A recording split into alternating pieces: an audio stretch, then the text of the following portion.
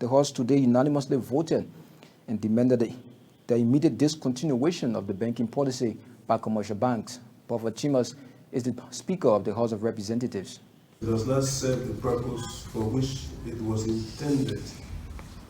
Customers should not be seen as prey to what they want to engage into. I think it should be of mutual benefit. Suppose you get money and you want to withdraw $10, meaning that you pay $5. We don't think that is timely. You know, at this time when you have Corona presence and business is not as it has been before. So I think GT Bank and all the banks that in this business should be more empathetic and introduce that sense of care and humanity, so that our people cannot feel shattered over the decision by the bankers.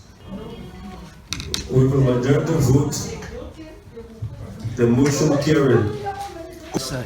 So we instruct the committee to work with the central bank and the banking sector and to report to this body within 1 week, according to the motion. With the halting or suspension of the fees charging, the charges being made on people transacting business over the counter for less than $1,000. A group of women under the banner Liberian Women Can Lead is calling on the National Elections Commission to postpone and separate the national referendum from the May-10 senatorial elections. The group believes that not much has been done to educate the Liberian populace on the pending referendum. KMTV's Lofty Winawet has more. The women who feel disenchanted about the decision of the National Elections Commission to combine both referendum and senatorial elections over the weekend gathered to put forth what they think should be done for the Liberian populace. The group believes that the national referendum should be postponed and separated from the senatorial election. Separate the national referendum process from the forthcoming December 8, 2020 May-10 senatorial elections. Postpone the national referendum to March of 2021 to allow for adequate public nationwide dissemination of the propositions, awareness, and education of the Liberian populace. To ensure gender balance, the group wants the language of the 1986 Constitution made neutral, not attributed to one sex of the society, stressing that the Constitution should carry men and women instead of just men. As I said, we respect our Constitution, we respect our laws.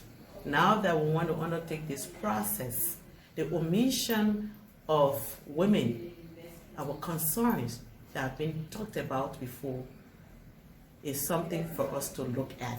The age of marriage should be 18 years and above. Language of the Constitution should be gender neutral. To enable National Elections Commission provide civic education on the national referendum, Liberian Women Can Lead is also calling for additional funding to enable NEC create and sustain awareness to educate citizens on the propositions and symbols of the Constitution. Fund the National Election Commission to create the means, symbol for each proposition, begin a sustained civic education and awareness on the referendum throughout the Republic to enable citizens vote for or against each proposition from an informed position. KMTV News, Lofty Winawet, Monrovia. Following comments made over the weekend that many see as a threat to the presidency, Monserrate County Senator Ibrahim Darius Dillon has retracted his statement.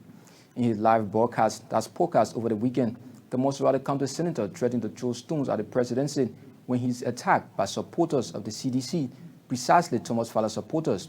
While addressing the news conference today, the Monserrate County Senator retracted his statement but said he will defend himself at the moment when he's attacked. Yesterday, I would have been killed. I would have died yesterday. People enter hall with knife, pepper spray, tear gas. Tear gas the hall I was in. I was personally affected. I left that hall with my handkerchief on my nose, with my security protecting me. Not one condemnation or not a call. You know? But when you respond harshly, oh, don't threaten the peace, leave the president, all of this and all of that. So yes, I will take it back. We'll leave the president all of this. When we go to campaign, anywhere we go to campaign, anybody attack us there, we defend ourselves in keeping with the law of nature. I'm taking it back because we are responsible people. I'm taking that statement back on threatening the president. I'm taking that comment back because people look to me for leadership and guidance. When we go to campaign, when we go to engage, and people attack us, we defend ourselves there. Let's now move over to the southeastern part of Liberia, where several travelers from Monrovia heading to Harper, Maryland County and other counties in that part of the country continue to experience difficulties in reaching their final destinations. As our Maryland County correspondent reports, several vehicles transporting basic commodities to that part of Liberia have been stuck in the mud due to bad road condition. KMTV's Maryland County correspondent, Baron Diouf, reports.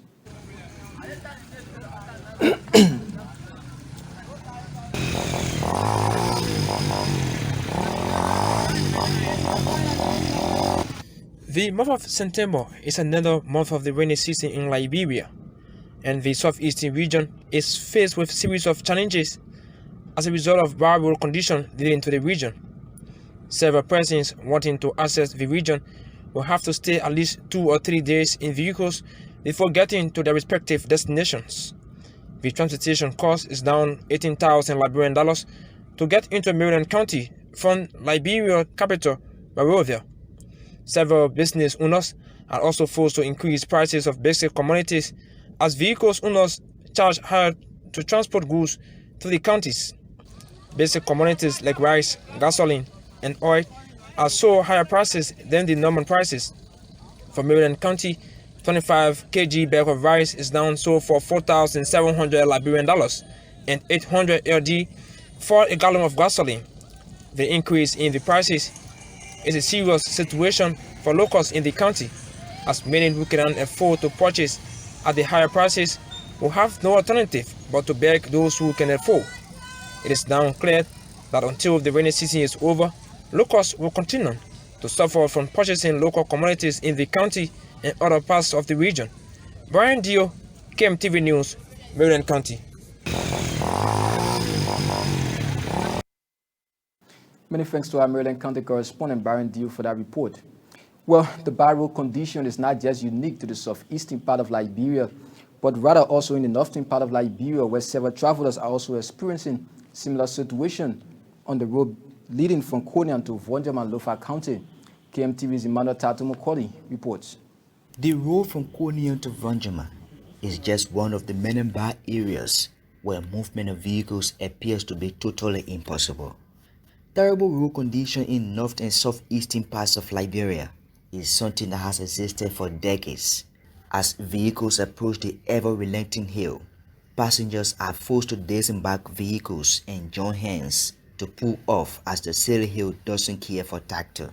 As the guys struggle to pull off in the mud, all of vehicles are equally waiting to step in as the road remains the only viable alternative getting to Lofa's capital, Vonjama.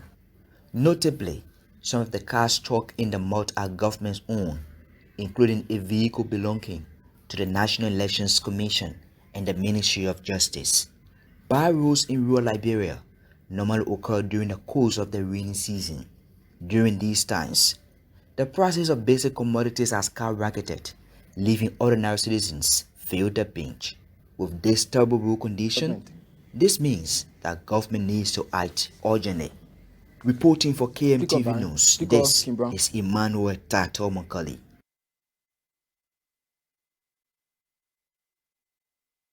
Report, and also thanks to ELBC Lofa County correspondent Tokatano for that video.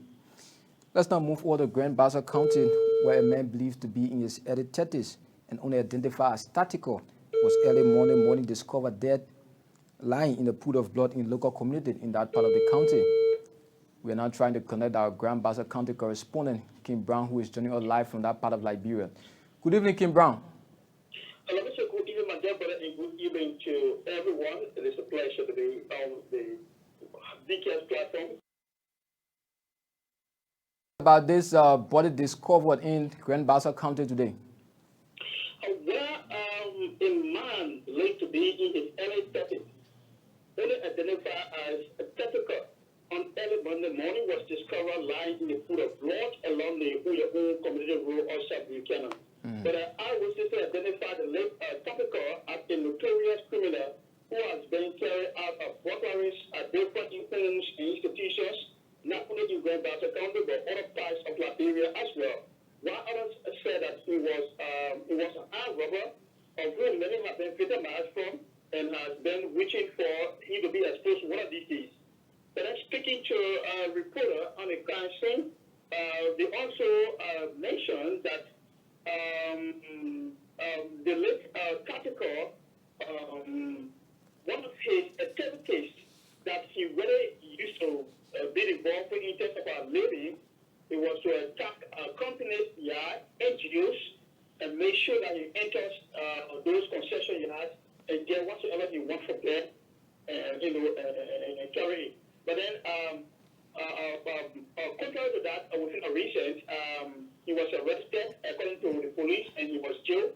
Upon releasing him in a few days, he got into this another saga.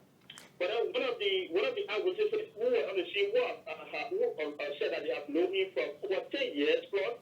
He said that the late Tactical, he was a man who many of them have survived and intensified desisting from the criminal attitude and become a very productive person in society. But I couldn't believe he failed to listen to them until now he met his untimely death.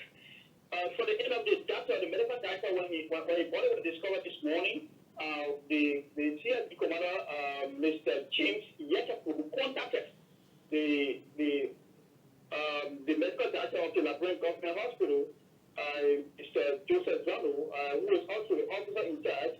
He said that according to medical reports, he said that the back of the victim's left heel was deeply cut many times, which led him to bleed profusely to the extent that his blood volume got dry within him.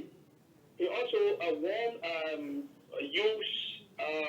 others to also stay away from the streets, especially motorcyclists, during the night hours. According to him, during the night hours, the street can be very dangerous and can be very terrible. If anything happens to you, no one will be reliable, or the perpetrators will not be able to be brought to justice, as soon as possible.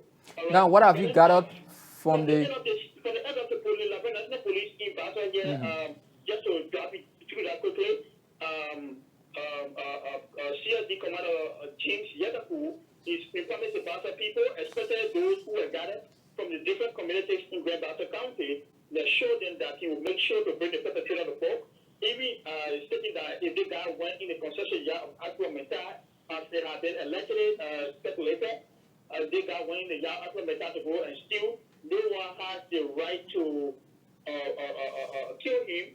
No one has the right to take the law into their own hands. So we will make sure to bring those who killed this guy to book, and they will be investigated. If they are found guilty, they will be dealt with according to the law. So it's like what happened in Grand Bassa today. So many thanks to you, Kim Brown, for fitting us in from that part of Liberia. Thank you so much, my dear brother. It was a pleasure. That's our Grand Bassa County correspondent, Kim Brown, there joining us from that part of Liberia. Let's now move back to Capitol Hill, where after months of protestation over money owed him by the House of Representatives, God's win has resurfaced, this time for what he called balance $500 United States dollars. KMTV Eyes on Yiba has this report. This was exactly what took place on April 28 when Gus Wayne, a Liberian whose company was contracted to paint the House of Representatives, was handled by security assigned at the Capitol building. His action was in apparent frustration over the refusal of the host to pay him money owed him after completing about 95% of the painting. After numerous condemnations from the public, the host convened a press conference through Bond County Representative Josiah Marvin Cole and said, So, members of the press, I would like to pause at a moment to do a formal presentation on behalf of the House of Representatives and the Office of the Speaker, a check of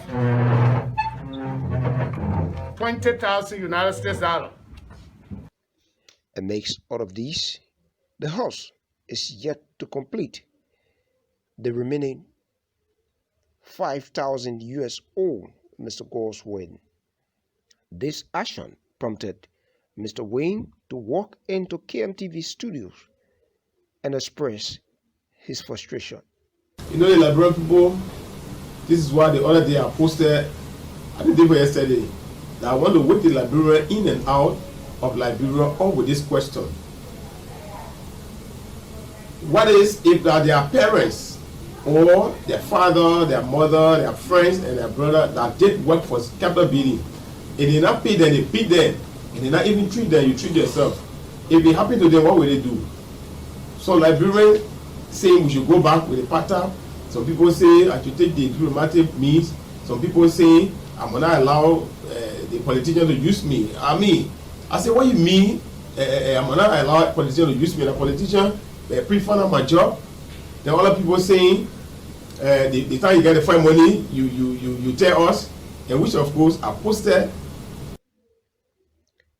Ayeseniba, KMTV News, Monrovia.